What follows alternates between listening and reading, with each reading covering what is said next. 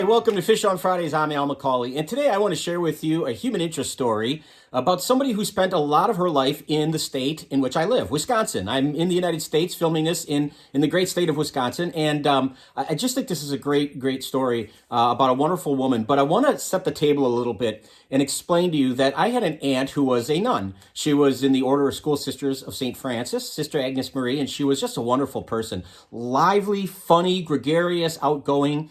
And she probably more than anybody else helped me to see that nuns, that female religious were real people.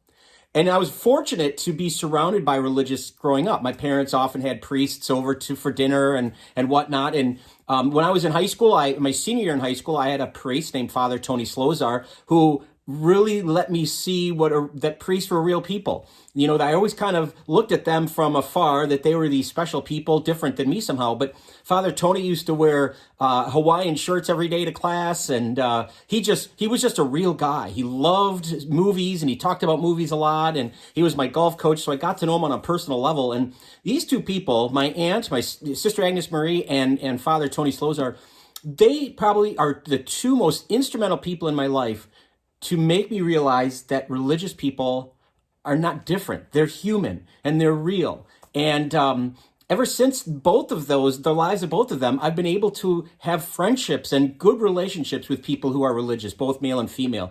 Now, why am I giving you that backdrop? I'm telling you that because I want to introduce you to a woman, a remarkable woman who was born in Ohio, but she spent a lot of her life in Wisconsin. Her name was Sister Mary Ann Aquinas Kinskey. And, you know, if you're familiar, if you're old like me, you can remember from the late 60s a situational comedy on TV called The Flying Nun with Sally Field. And this nun could be the real flying nun. She was somebody who was very much interested in science. She had degrees in chemistry and in physics. She got her master's degree in electronics from Notre Dame, in fact. And she just loved to teach. She used to say it's better not to teach kids something, but teach with them, to be with them, to instruct them in person.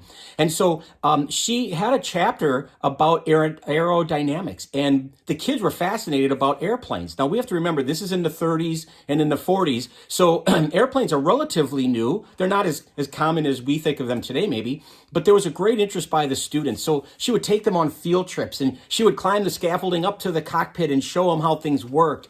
And she got permission from her religious order to become a pilot, and she got her pilot's license in the late 1930s.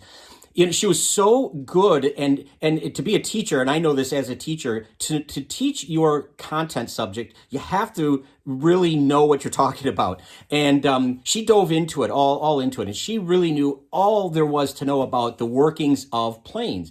And so she even got to the point where during World War II in the 40s, she would help with pre-flight instruction, and that continued after the war as well. And in fact, Sister Aquinas has the distinction of being the first nun to ever fly in a jet. She flew over 520 miles an hour in this jet, and a few years later, she broke the sound barrier. So she was a real pioneer in that regard. She was somebody who was very instrumental in not just bringing people to the faith, not just instructing kids in terms of their world, in this case, planes and electronics and how things work, machines work, but also her faith. She always brought her faith to her class as well.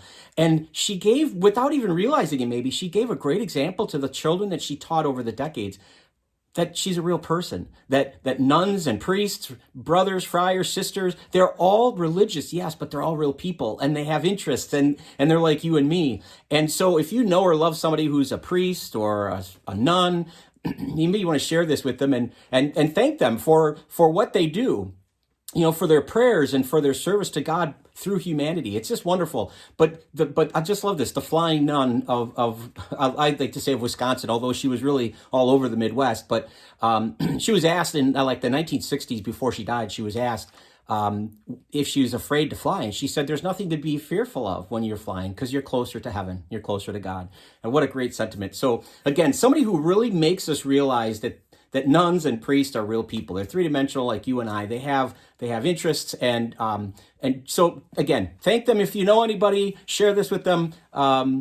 Wonderful gifts to us from the church that we have these people in our lives.